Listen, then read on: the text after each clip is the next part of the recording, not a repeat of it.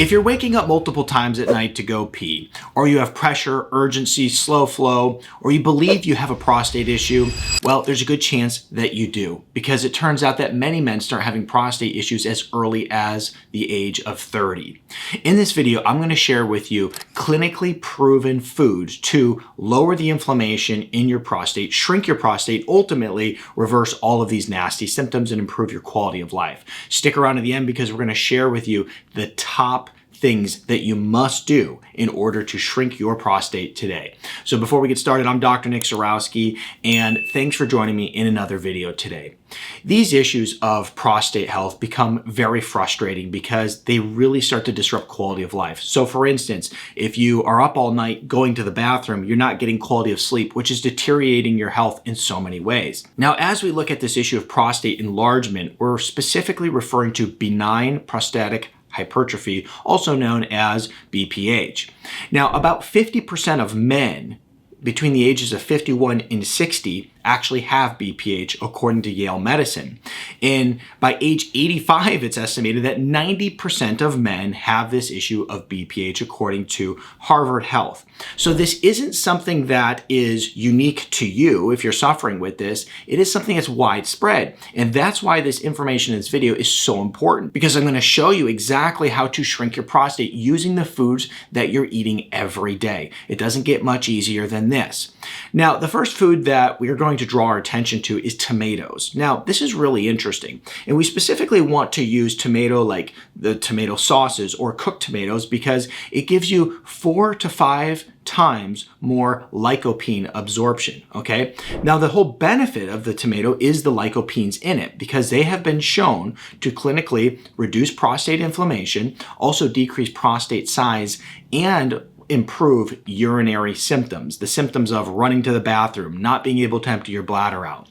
So tomatoes are good. We want to start thinking tomato sauce, tomato paste, or even roasted tomatoes are all good options in order to get those lycopenes to start shrinking your prostate today. So more tomatoes in your diet. Now, before we get into the next food, I want to be very clear as to why the prostate enlarges. It's important to know why this is happening to you.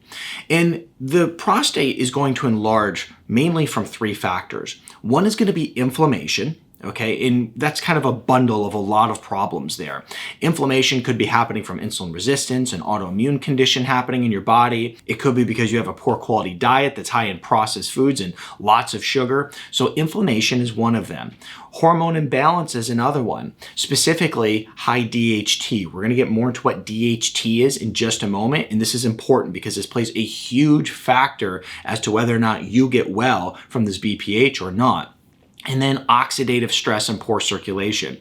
Oxidative stress is kind of this bundle of lots of stress on the body, and oxidative stress can come from a lot of factors as well. So these are the big things we're looking for, is this hormone imbalance, the high amounts of inflammation, and high amounts of oxidative stress. So if you're struggling with these prostate symptoms, the right nutrition is going to be a very powerful tool in order to start solving these symptoms that you want to overcome. The next big food on our list is going to be a really interesting one. And it's interesting because you wouldn't think this would be a food that would shrink your prostate, but it does. And this is going to be pumpkin seeds. Pumpkin seeds are rich in 2 very specific nutrients, zinc and also phytosterols. Pumpkin seeds are one of the best foods for your prostate health. And the reason for this is because the high amounts of zinc in them. What you'll have is a very high concentration of zinc that's in the prostate, and when you're zinc deficient, then the prostate will suffer. So by eating pumpkin seeds, you'll actually increase the zinc content in your body, therefore helping you balance that testosterone out. And then you're also going to find the phytosterols, which is going to help lower DHT. Now, DHT is one of the big problematic factors here when we look at why the prostate is enlarged in the first place. So let's do a little bit of a deeper dive into DHT and what that is. DHT is very potent. It's actually a very concentrated form of testosterone. And when we look at this DHT, it is coming from testosterone. Your body is converting testosterone through 5-alpha reductase into this dihydrotestosterone. And DHT is very beneficial as you're going through puberty. It's in high amounts in your body. Now, the reason DHT is so problematic is because the prostate has a lot of receptors for androgens, which are male hormones.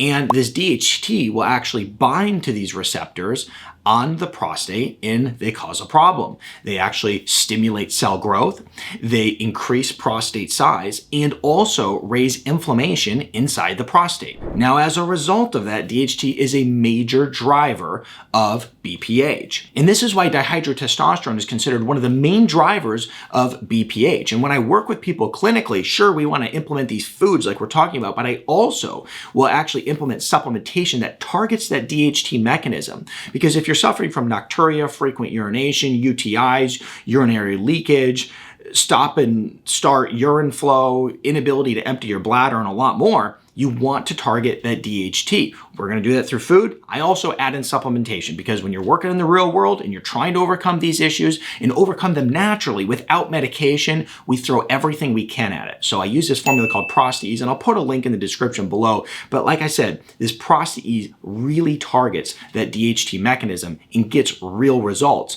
And then you combine it with these lifestyle factors like healthy foods that help shrink the prostate, you're now on a path to success. Let's get into more foods. The next foods are going to be cruciferous vegetables, okay? This is going to be important because they've been shown to lower this dihydrotestosterone. They're going to support liver detox. They're also going to help reduce inflammation and slow the prostate tissue growth. Cruciferous vegetables are going to be your broccolis, cauliflower, Brussels sprouts, cabbage, and these foods are going to be really loaded with sulforaphane and DIM compounds, which are going to help with your hormone balance. I also really like to include berries as a good way to help shrink the prostate too. Simply put, loaded with antioxidants, micronutrient dense. We talked at the beginning of this video how oxidative stress is a huge driver of these prostate issues. Well, berries are going to help fight that oxidative stress. They're going to help reduce inflammation, improve the nitric oxide production, and support blood flow to the prostate. So more berries. Like I said, these are going to be your blueberries, strawberries, raspberries, the ones that have low sugar content, but high micronutrient capacity. I also like avocados, okay? Avocados are going to contain a compound called beta-cytosterols. These beta-cytosterols are going to do a few things: improve urinary flow, reduce urgency, and also lower prostate swelling. So these are beneficial to start implementing in an avocado a day. And simply put, I like to just grab an avocado, slice it in half, pull the pit out, put salt on it and scoop it out with a spoon. It's a great snack. It's a great thing to have at lunch, very easy to eat, and has a lot of benefits.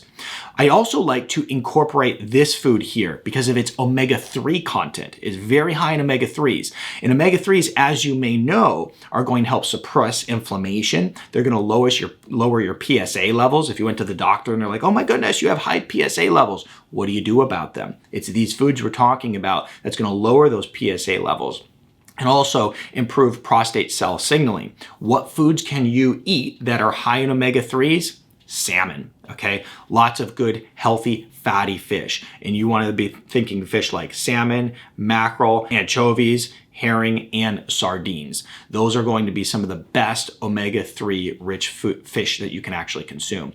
Now, could you drink something that would help with lowering your prostate size and improving prostate function? Absolutely. That would be green tea. Green tea has a specific anti-inflammatory compound in it called ECGC. This polyphenol will actually slow prostate cell growth, lower DHT, and reduce prostate volume in BPH. So these are going to be very beneficial. We talked about all the foods you can eat. We talked about the supplementation that you can use in order to support prostate health. Now, once again, I'll put a link in the description below. Now I want to mention to you the things you should avoid, okay?